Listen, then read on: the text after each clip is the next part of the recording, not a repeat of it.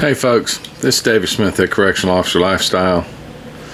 I'm coming to you today with a video.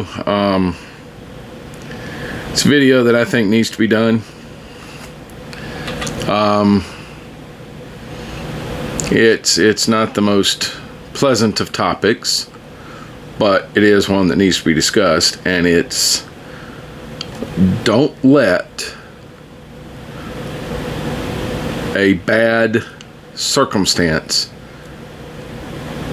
create a bad day. Don't let one undesirable thing ruin your whole day. In corrections, there's plenty enough things competing to ruin your day. You don't need to add to that problem. Case in point, I've not had the best couple of days. Lots of things have gone wrong, which is normal in corrections, lots of things going wrong, but it's lots of things going wrong that I had direct control over that should not have gone wrong. I'm not going to go into any elaborate details. Suffice to say that I haven't had the best couple of days. The week started out pretty rough. It hadn't gotten much better. But I found myself last night, which I was on night shift last night, covering for somebody that's out to training right now.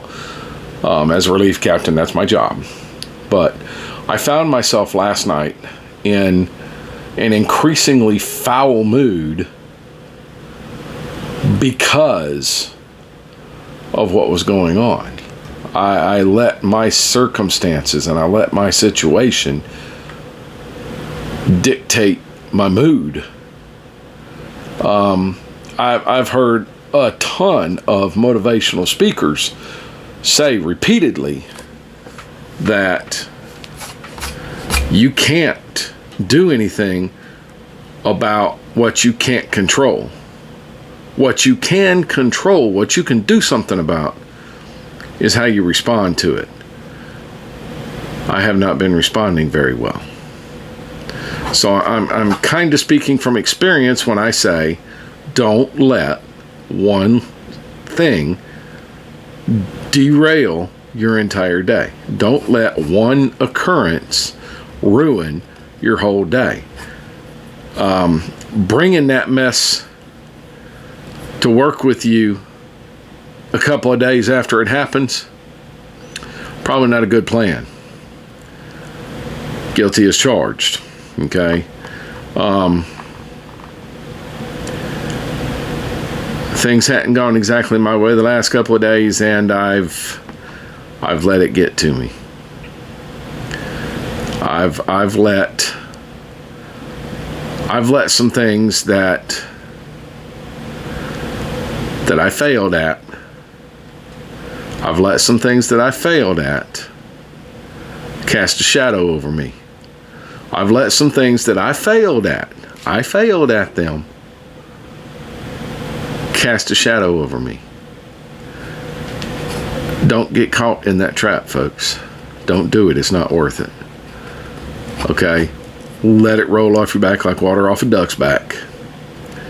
Get your attitude back in check. And do the job. And that's where I'm at right now. Letting it roll off my back like a duck's back, that's hard. That's hard. I'm speaking from experience. That's hard. But I'm going to do it. I'm going to do it because I have to.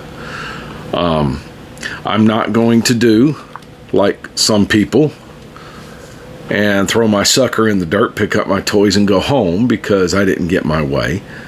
I'm not going to call my boss and say, I'm sick, I need to go home because things ain't going my way. I'm not going to refuse to work, refuse to actually perform the job while I'm there because things ain't going my way.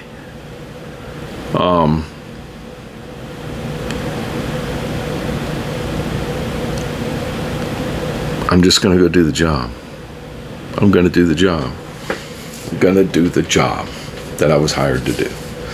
That's what I'm going to do. Folks, I don't have anything else for this video. I wanted to share that little bit. I'm working on getting more press clips out. Yeah, I tried to get a week's worth. That's not happening. It's going to have to be every day. Because trying to get a week's worth, I would burn down a small forest just printing them all. So I'm going to find a way to do them without printing anything. But folks, that's what I got for this video. Don't let something small turn into something big. Don't let a molehill turn into a mountain. And do not let one bad happening ruin what could otherwise be a great day. Folks, as always, we have no place for domestic violence in this world. We need to eradicate it. We need to get rid of it. Unlike most things, domestic violence isn't going to go away when you stop talking about it, because a lot of times that's what an aggressor wants, is for you to stop talking about it, for you to pay him no attention, for you to pay her no attention, for you to pay whoever the aggressor is no attention, and likewise pay the victim no attention, so that the control that the abuse offers is still there. That's not the kind of control anybody wants. It's not. It's horrible. It's deplorable. And I 100% disagree with it. All right. So that being said, 1-800-799-SAFE, 1-800-799-7233. That's the domestic violence hotline. The people at the other end of that phone call have the tools, abilities, and resources to help the victims of domestic violence. If you know the aggressor in a domestic violence incident, say something to somebody. The worst thing you can do is nothing. I'm not asking you to paint a red S on your chest and go deal with that situation yourself, but there are people trained to deal with that situation. And if you are the aggressor in a domestic violence situation, folks, there's help for you too. First, you have to ask for it. First, you have to admit you need it. Sorry about that. First, you have to admit you need it. Then, you have to ask for it. Because if you don't think you need the help, you're not going to accept it.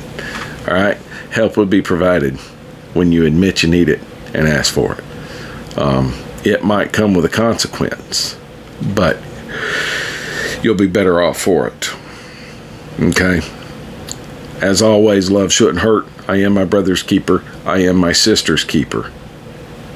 Y'all stay safe behind the fence. I'll see you in the next video.